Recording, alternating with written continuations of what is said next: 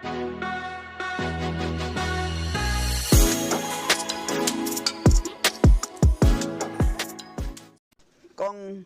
Marcoleta, you're now recognized.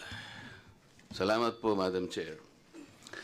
Yung hindi po pagdating ng ating pangalawang Pangulo ngayon, ang suspecha ko po ay dahil sa nangyari na mga pagtatanong nung nakaraang pagdinig. I have heard the volume and the barrage of questions asked by members of this committee to the Vice President.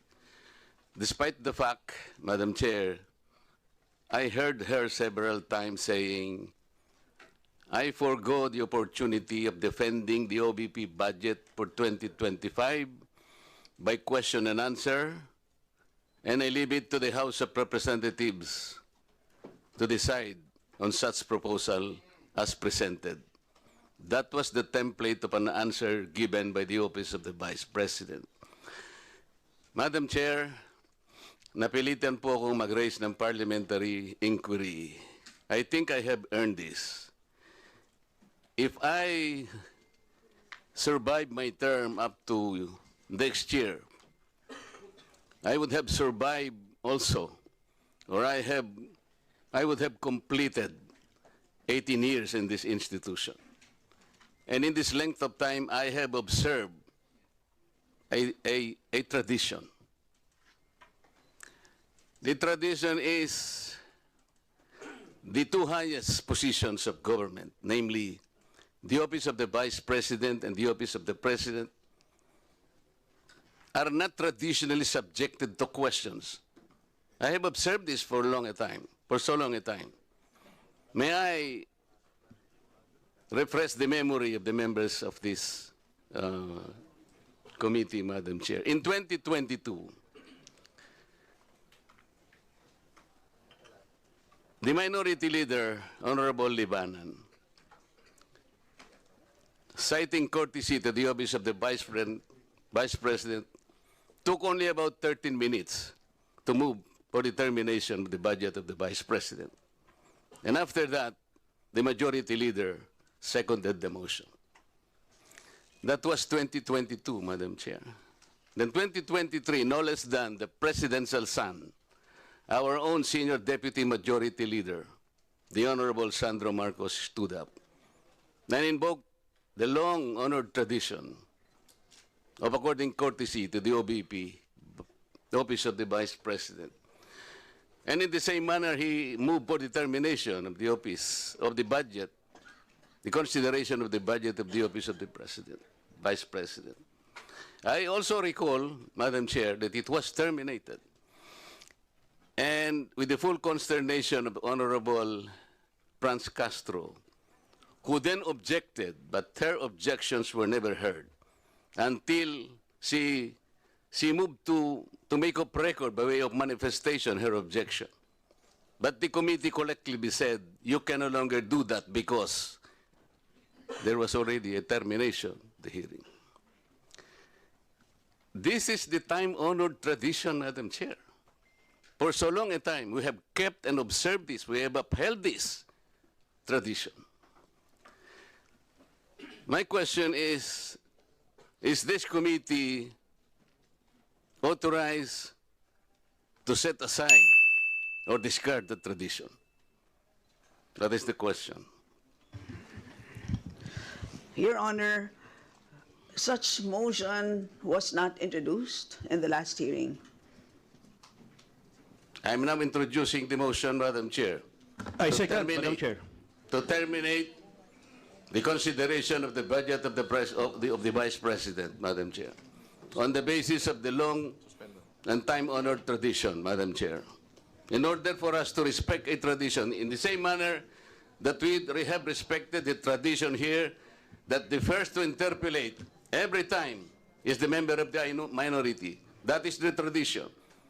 We have not yet discarded that. We're observing that because we are honorable members of this Congress. So the question is, why have we discarded that tradition? Is this committee authorized to set aside the tradition?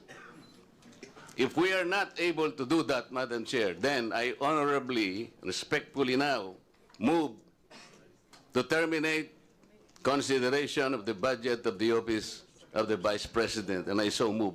Second, Madam Chair. Thank you. Madam Chairman, Madam Chair, Madam Chair. Move and seconded. Session suspended.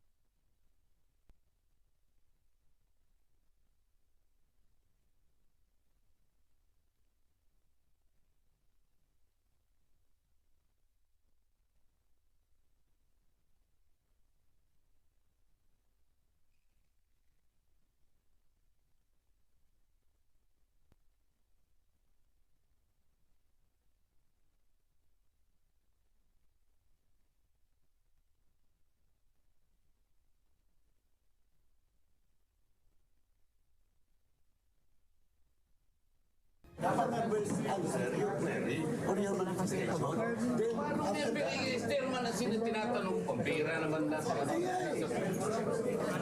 Patay pera sasagot. The question is addressed to the chair.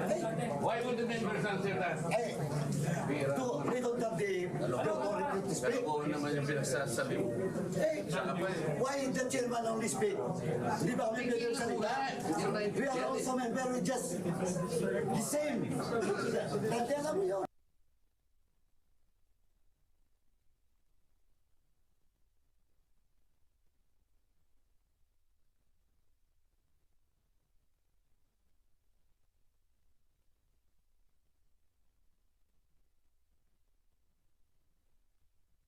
The hearing is hereby resumed. Madam Chair, I objected to the motion, and may I explain why? We will take that up after we respond to the Honorable Marcoleta. Thank you, Madam But yes, Chair. we note that you made an objection, but your mic was off. So, the Honorable Marcoleta, please repeat your inquiry. Yes, in connection to the earlier parliamentary inquiry, Madam Chair, I have already related the value of tradition. Parliamentary procedures, Madam Chair, grow from or are enriched by traditions, experiences, and precedents collectively gathered by the House of Representatives over years, and the institution keeps them well. That is why, from my entry in 2004 or the 13th Congress until today, I have observed the observance of that well-kept tradition. The two highest positions in government, namely the office of the President and the office of the Vice President, were duly accorded with respect and deference. I have observed that. That's why I have relayed to you earlier, in 2022, the Honorable Libanan invoking courtesy, took him only 13 minutes to dispose the office of the Vice President. And that was quickly moved, quickly seconded by no less than our majority leader. That was in 2022. I'm not going by record, Madam Chair. 2023, I said, no less than the presidential son, our own senior deputy majority leader, stood up and said that in line with the time-honored tradition of according courtesy to the office of the Vice President, I move to terminate the budget briefing of the OVP. And I can recall the Honorable Castro strongly objected. No, Manuel. No, that's in 2023. This is by the record. And she objected, but her objections were rejected by the committee because the committee already terminated the proceedings. And she kept on requesting, Madam Chair, that she makes at least her manifestation. And she was unable to do that because the proceedings were terminated. So that what I am saying, from 2004, when I entered these halls, these hallowed halls, hanggang punto sa sinasabi kong 2023, we have kept the tradition. Ngayon po, kung ano-ano ng mga tanong ang ginawa, in 2023, 22 minutes. 2022, 13 minutes. Ito po, pinagawa yan na po yung budget earlier at ngayon we're about to quarrel again on the budget. Ang tanong ko nga po ngayon, dahil nga po sa nangyayari ngayon sa budget ng Office of the Vice President, and despite her manifestation that she will no longer defend her budget because she forgoed, sabi niya, I will forgo my opportunity to defend the budget of the OVP for 2025 by way of question and answer, and I will leave to the House of Representatives to decide such proposal as presented. We cannot even accept such kind of answer, Madam Chair. What do we need her to articulate for? So ang pinag-uusapan po natin, wala na po ba yung respeto sa tradisyon na yun? Kagaya po ng binabanggit ko, every time mag-i-interpellate po dito, Madam Chair, because of that tradition, it's always the member of the minority who will start the interpellation because we have kept that tradition. Ang dami po. Ang dami ko pang sasabihin sa inyo, haba lang tayo. So the question is, when we did that to the Vice President earlier, now we're doing it now, are we now setting aside this tradition? That's number one question. Number two, is this committee authorized to set aside the tradition? Your Honor, short answer is no to both questions. Okay. If that is the answer, Madam Chair, and we are all bound to respect one tradition so sacred in our hearts, because we are called honorables in this house. We cannot be honorables if we cannot honor our own tradition. We are defined by what we believe as a tradition in this house. So if we are now all amenable that we have kept that tradition, no longer questions are being asked, then I will respectfully move, Madam Chair, to terminate the budget of the OVP for 2025. I object, Madam Thank Chair. you. I object.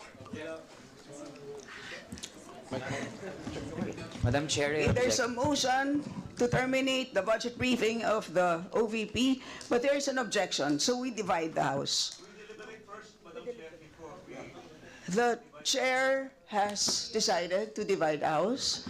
So those Madam Chair, in favor as of the motion, a rule, we usually deliberate Those- before we vote. those in favor We deliver- of the motion, please raise your hand.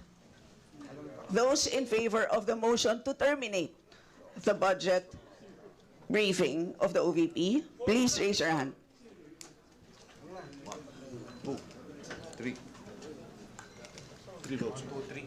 All those against. Those who are not in favor of terminating, raise your hand. For non-tradition.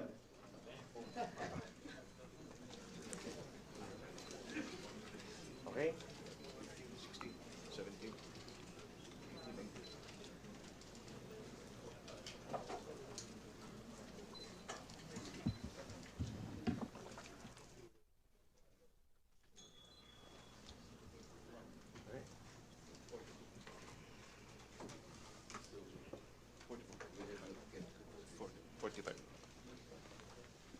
3 in favor, 45 against. 3 in favor, 45 against. Motion is The motion lost. is Lost. lost. Madam Chair, I thought we have kept the tradition. The tradition is no longer ask any question. That was the tradition. So why are you voting against the motion?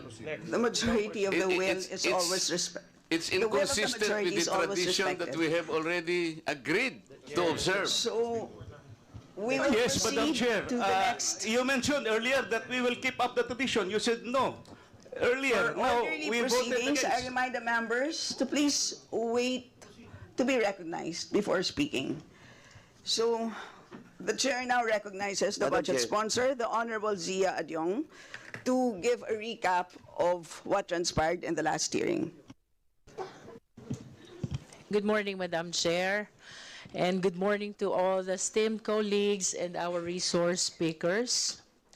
First of all, I just wish to make a very short manifestation on the issue earlier. This representation could not relate to the cherished and long-standing tradition because this is the first term of this representation.